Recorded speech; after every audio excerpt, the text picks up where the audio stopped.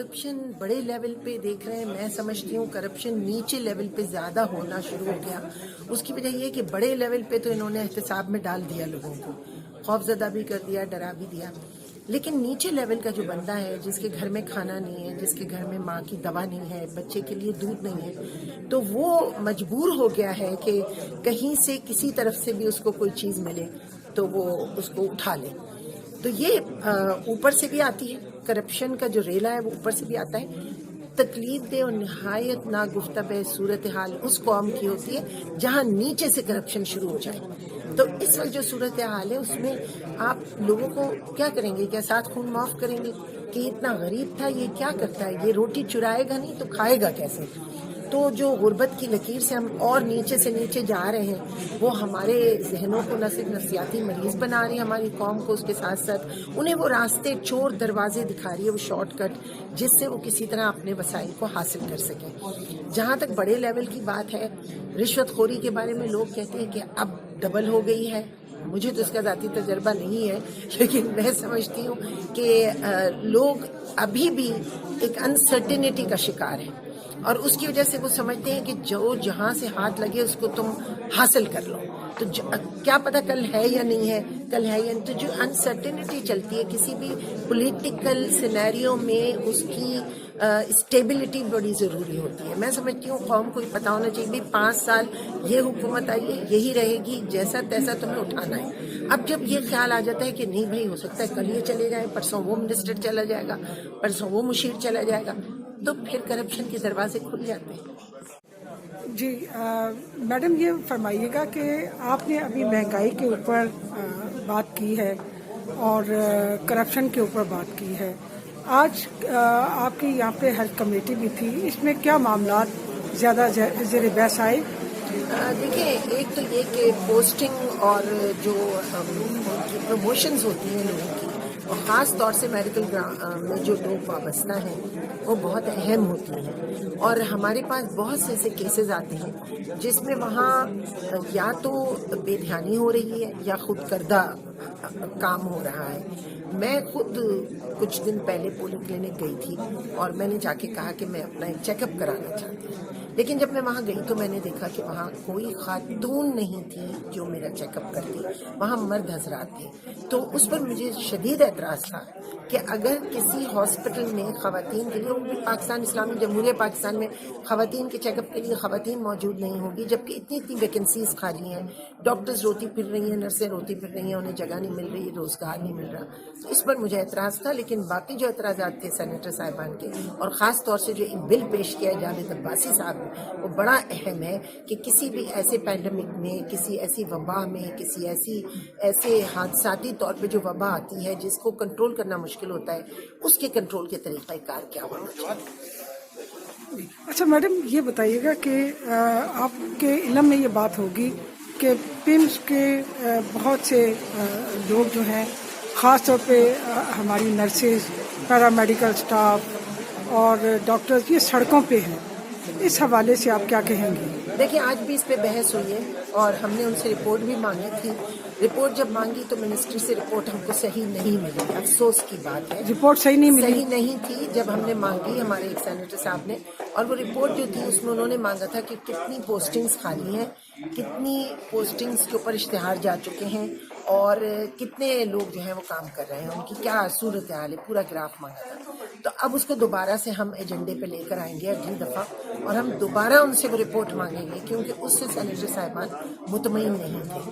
بے شمار جگہیں خالی پڑی ہیں, بے شمار جگہوں پہ ڈاکٹرز نہیں ہیں, نرسیں نہیں ہیں, اور پھر وہ کہتے ہیں کہ جی ویکینٹ سیٹس ہیں, اور سیٹس ہیں اور وہ خالی ہیں.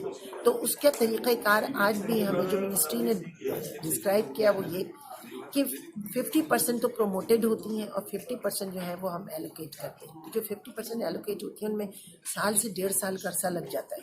آپ بتائیے, ایک شخص کو فارم بھروا کے انٹرویو کر کے اس پوسٹ پہ بٹھانے میں سال سے 1.5 سال کا عرصہ. تو اسی کے اوپر ہماری آج کی گفتگو تھی, اور یہ گفتگو آگے بھی ہماری اگلی میٹنگ میں بھی جاری رہے گی. آپ کا بہت شکریہ جی.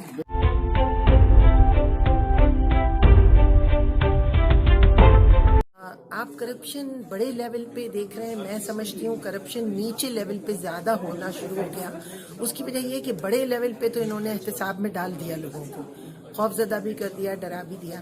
لیکن نیچے لیول کا جو بندہ ہے, جس کے گھر میں کھانا نہیں ہے, جس کے گھر میں ماں کی دوا نہیں ہے, بچے کے لیے دودھ نہیں ہے, تو وہ مجبور ہو گیا ہے کہ کہیں سے کسی طرف سے بھی اس کو کوئی چیز ملے تو وہ اس کو اٹھا لے. تو یہ اوپر سے بھی آتی ہے, کرپشن کا جو ریلا ہے وہ اوپر سے بھی آتا ہے. تکلیف دہ اور نہایت ناگفتہ صورتحال اس قوم کی ہوتی ہے جہاں نیچے سے کرپشن شروع ہو جائے.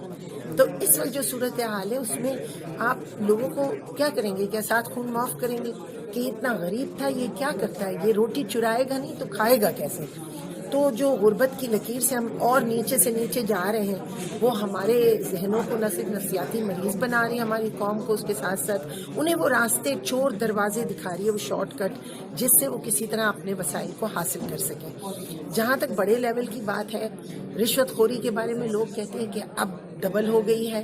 مجھے تو اس کا ذاتی تجربہ نہیں ہے, لیکن میں سمجھتی ہوں کہ لوگ ابھی بھی ایک انسرٹینٹی کا شکار ہیں اور اس کی وجہ سے وہ سمجھتے ہیں کہ جو جہاں سے ہاتھ لگے اس کو تم حاصل کر لو. تو کیا پتا کل ہے یا نہیں ہے, کل ہے یا نہیں. تو جو انسرٹینٹی چلتی ہے کسی بھی پولیٹیکل سینیریو میں, اس کی اسٹیبلٹی بڑی ضروری ہوتی ہے. میں سمجھتی ہوں قوم کو پتا ہونا چاہیے بھی 5 سال یہ حکومت آئی ہے, یہی رہے گی, جیسا تیسا تمہیں اٹھانا ہے. اب جب یہ خیال آ جاتا ہے کہ نہیں بھائی ہو سکتا ہے کل یہ چلے جائے, پرسوں وہ منسٹر چلا جائے گا, پرسوں وہ مشیر چلا جائے گا, تو پھر کرپشن کے دروازے کھل جاتے ہیں. جی میڈم, یہ فرمائیے گا کہ آپ نے ابھی مہنگائی کے اوپر بات کی ہے اور کرپشن کے اوپر بات کی ہے. آج آپ کی یہاں پہ ہیلتھ کمیٹی بھی تھی, اس میں کیا معاملات زیادہ زیر بحث آئے؟ دیکھیں, ایک تو یہ کہ پوسٹنگ اور جو پروموشنز ہوتی ہیں لوگوں کی, اور خاص طور سے میڈیکل میں جو لوگ وابستہ ہیں وہ بہت اہم ہوتی ہیں. اور ہمارے پاس بہت سے ایسے کیسز آتے ہیں جس میں وہاں یا تو بے دھیانی ہو رہی ہے یا خود کردہ کام ہو رہا ہے. میں خود کچھ دن پہلے پولی کلینک گئی تھی اور میں نے جا کے کہا کہ میں اپنا ایک چیک اپ کرانا چاہتی ہوں, لیکن جب میں وہاں گئی تو میں نے دیکھا کہ وہاں کوئی خاتون نہیں تھی جو میرا چیک اپ کرتی, وہاں مرد حضرات تھے.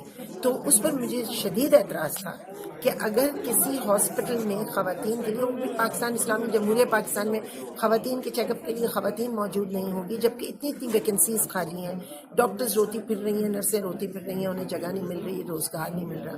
تو اس پر مجھے اعتراض تھا. لیکن باقی جو اعتراضات تھے سینیٹر صاحبان کے, اور خاص طور سے جو ایک بل پیش کیا جاوید عباسی صاحب نے, وہ بڑا اہم ہے کہ کسی بھی ایسے پینڈیمک میں, کسی ایسی وبا میں, کسی ایسے حادثاتی طور پہ جو وبا آتی ہے جس کو کنٹرول کرنا مشکل ہوتا ہے, اس کے کنٹرول کے طریقہ کار کیا ہونا چاہیے. اچھا میڈم, یہ بتائیے گا کہ آپ کے علم میں یہ بات ہوگی کہ پیمز کے بہت سے لوگ جو ہیں, خاص طور پہ ہماری نرسز, پیرامیڈیکل سٹاف اور ڈاکٹرز, یہ سڑکوں پہ ہیں.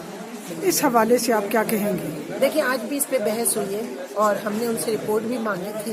رپورٹ جب مانگی تو منسٹری سے رپورٹ ہم کو صحیح نہیں ملی. افسوس کی بات ہے, رپورٹ صحیح نہیں ملی. صحیح نہیں تھی. جب ہم نے مانگی ہمارے ایک سینیٹر صاحب نے, اور وہ رپورٹ جو تھی اس میں انہوں نے مانگا تھا کہ کتنی پوسٹنگز خالی ہیں, کتنی پوسٹنگز کے اوپر اشتہار جا چکے ہیں, اور کتنے لوگ جو ہیں وہ کام کر رہے ہیں, ان کی کیا صورتحال ہے, پورا گراف مانگا تھا. تو اب اس کو دوبارہ سے ہم ایجنڈے پہ لے کر آئیں گے اگلی دفعہ, اور ہم دوبارہ ان سے وہ رپورٹ مانگیں گے, کیونکہ اس سے سینیٹر صاحبان مطمئن نہیں تھے. بے شمار جگہیں خالی پڑی ہیں, بے شمار جگہوں پہ ڈاکٹرز نہیں ہیں, نرسیں نہیں ہیں, اور پھر وہ کہتے ہیں کہ جی ویکینٹ سیٹس ہیں, اور سیٹس ہیں اور وہ خالی ہیں. تو اس کا طریقہ کار آج بھی ہمیں جو منسٹری نے ڈسکرائب کیا وہ یہ کہ 50% تو پروموٹیڈ ہوتی ہیں اور 50% جو ہے وہ ہم ایلوکیٹ کرتے ہیں. جو 50% ایلوکیٹ ہوتی ہیں ان میں سال سے 1.5 سال کا عرصہ لگ جاتا ہے. آپ بتائیے, ایک شخص کو فارم بھروا کے انٹرویو کر کے اس پوسٹ پہ بٹھانے میں سال سے 1.5 سال کا عرصہ. تو اسی کے اوپر ہماری آج کی گفتگو تھی, اور یہ گفتگو آگے بھی ہماری اگلی میٹنگ میں بھی جاری رہے گی. آپ کا بہت شکریہ جی.